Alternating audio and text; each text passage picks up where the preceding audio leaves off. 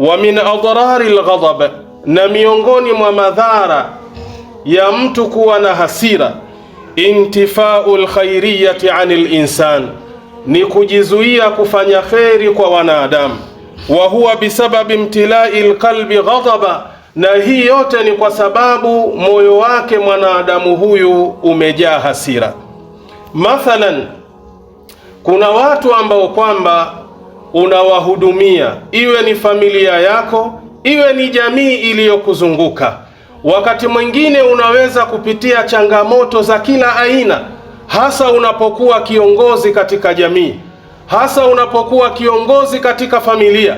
Wakati mwingine mtoto wako, ndugu yako, mke wako anaweza kukufanyia jambo ambalo likawa lenye kukuudhi. Kwa sababu ya hasira ambayo kwamba uliokuwa nayo, inaweza kukupelekea usifanye jambo la kheri kwa watu wale au kwa familia ile ambayo kwamba Mwenyezi Mungu Subhanahu wa Ta'ala amekujalia nayo. Wa man'u hadha al-ma'ruf bisababi al-ghadabi, na kukataza kufanya jambo ambalo kwamba ni la kheri, jambo ambalo kwamba ni jema kwa sababu ya hasira, yuhamilu sahibahu ithman kabiran, jambo hili linambebesha yule mwenye kulifanya jambo hilo madhambi ambayo ni makubwa. Kwa sababu gani? Liannahu dayaa haqqa Allahi alwajiba alayhi, ni kwa sababu ameipoteza na kuisambaratisha haki ya Mwenyezi Mungu ambayo kwamba alilazimika yeye kuitekeleza haki kama ile.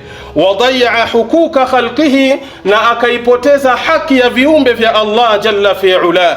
Wa mani'ul ma'ruf bimalihi, na yule ambaye atasimama imara na kidete akakataa kufanya mambo mema kwa ile mali aliyopewa na Allah jalla fi'ala, yu'adhabu yawmal qiyamati, atakwenda kuadhibiwa siku ya kiyama.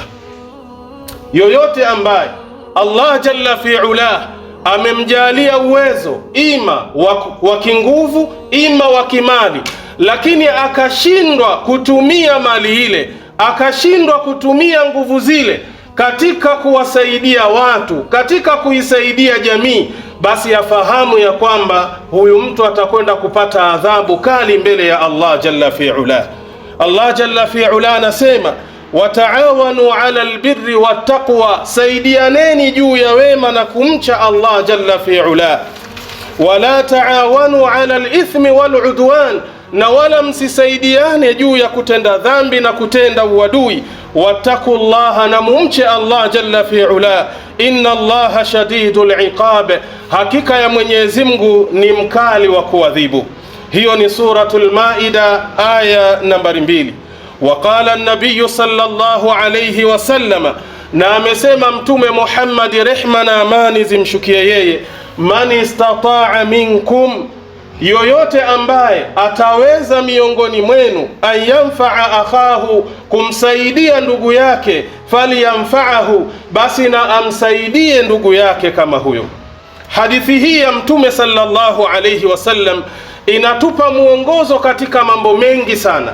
Miongoni mwa mambo hayo, kuna yule ambaye mathalan hana uwezo, hana kitu, amekuja kwako akahitaji msaada, pengine msaada wenyewe ni wa kifedha. Mtume sallallahu alayhi wasallam anakuambia, kama uwezo huo upo nao wa kuweza kumsaidia, basi msaidie ndugu yako Muislamu.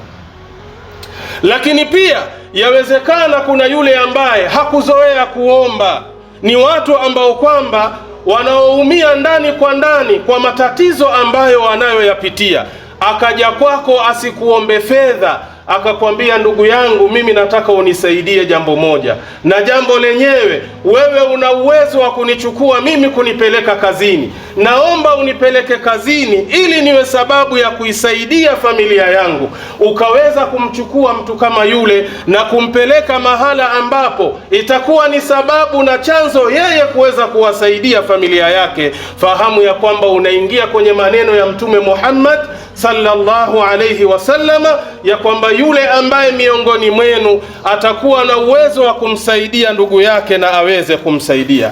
Hadithi hii ni sahih, kaipokea Imamu Muslim kwa nambari 2199. Sheikh Albani ameisahihisha fi sahih al-Jami utaipata kwa nambari 6019.